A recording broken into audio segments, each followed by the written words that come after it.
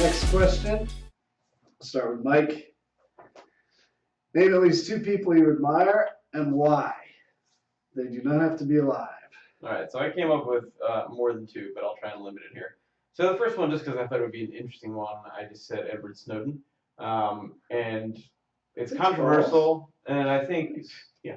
But I think that I do acknowledge that he is a criminal. He did break the written law, and that makes him a criminal. But I think that it exposed, something that a lot of people either had a feeling might be there, or were like, you know what, I'm not going to worry about it. It's probably not that big a deal. And then, there's all of this evidence about massive, massive surveillance. And I think that's actually opened the door for, in fact, it has opened the door for other people to sort of not only come out and be a whistleblower, but also to talk about, these got all these other programs. Like very, very recently, they just had this exposure of the fact that pretty much all of the major hard drive manufacturers have allowed the NSA to install, or the NSA has installed into their firmware, basically spying software, surveillance software. So it infects an incredibly high percentage of the world's computers. Well, they're not going to stop. And I think, don't forget,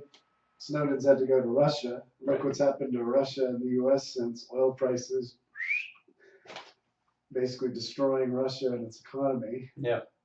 And I think, and this could easily turn into an entire podcast in itself, but just the idea that, some people, the other perspective, the alternative perspective is, I have nothing to hide, so what do I have to worry about? But, it's like saying, okay, well, tell me all of your secrets and tell, everyone at work about your browser history and, tell everyone about, everything that you talk to your significant other about. Then you start to think, I wouldn't want to do that, but that's not the same but if you think about it, everyone in the NSA is just another person. We're all people, and you don't necessarily have the right to spy on people like that, in my opinion. Yeah. So it's like letting someone follow you around 24/7. Right. Like Pikachu. That'd be kind of cool. Pikachu is awesome. Well, someone much more sinister and annoying than Pikachu. Yeah, he is too cute to get mad at. Who else you got?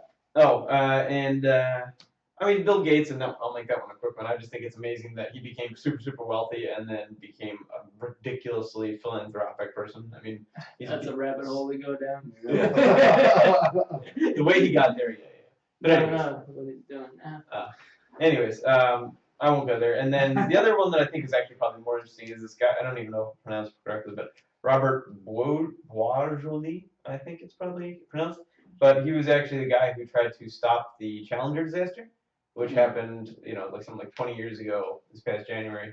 And he worked for a subcontractor, and I'm going to mispronounce this one too, called Morton Theocole. And he actually, after doing these tests, he was saying, these O-rings are going to fail, guys. And he told his managers, he sent a memo, then he sent several follow-up memos, and then he started being like, hey, listen to me. And, to the point that eventually the managers at the contractor, when the launch was already scheduled to happen, they said, okay, this is serious enough that we should talk to the NASA engineers and actually say, hey, guys, we think maybe you should delay this launch. So they had this conference call, and apparently on this conference call, there was a brief pause, and they put him on a hold to go talk to Martin Theocole managers.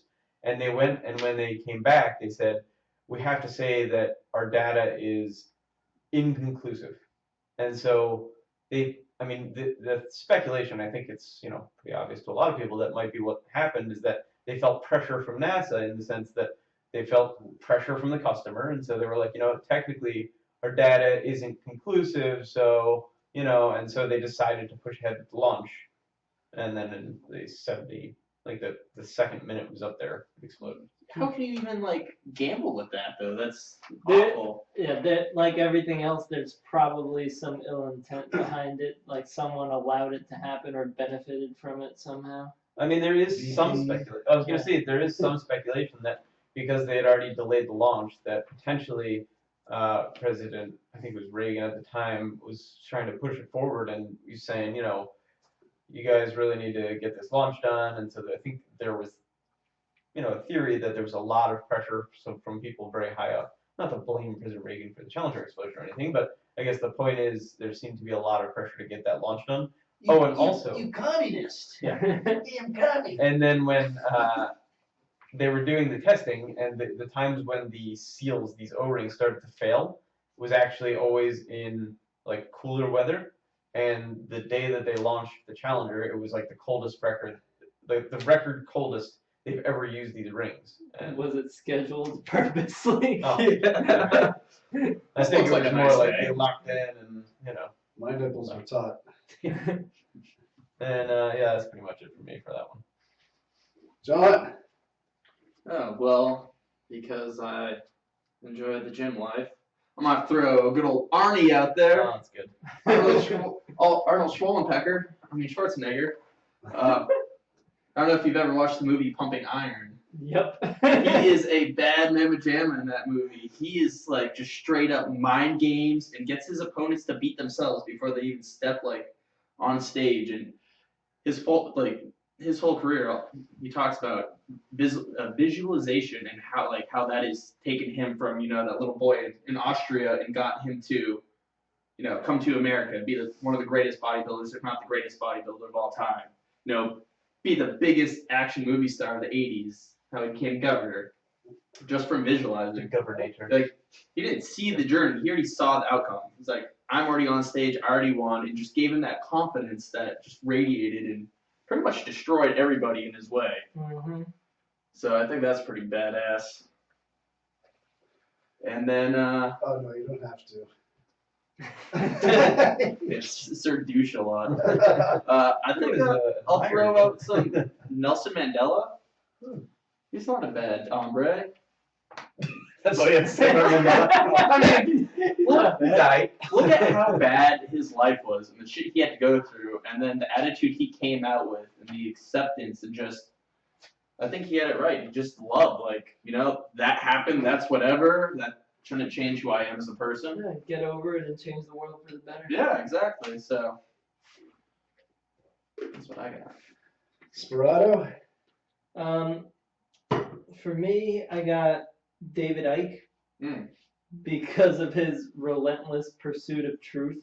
Like, no matter where it leads, even if it leads to reptilian entities controlling the world, he follows the facts no matter where they go, no matter how crazy it seems. Because most people, they have these comfort zones and these belief walls.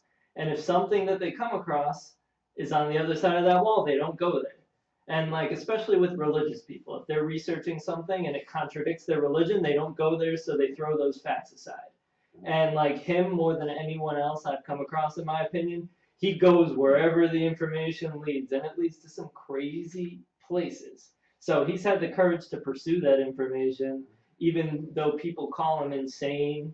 But a lot of his theories have been proven correct throughout the years. No, I thought Steve was, like, sort of looked at Steve when I saw him reading the book when we first met because of what the mainstream media does, but I've read through some of it.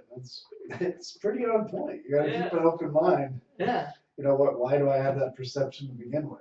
Yeah. Right? And that's why with most people, I'm always skeptical about admiring somebody that the media puts out there because you never, whether Mother Teresa or Bill Gates or You never know what's really behind it. you never, that's the narrative for the masses. Yeah. Right?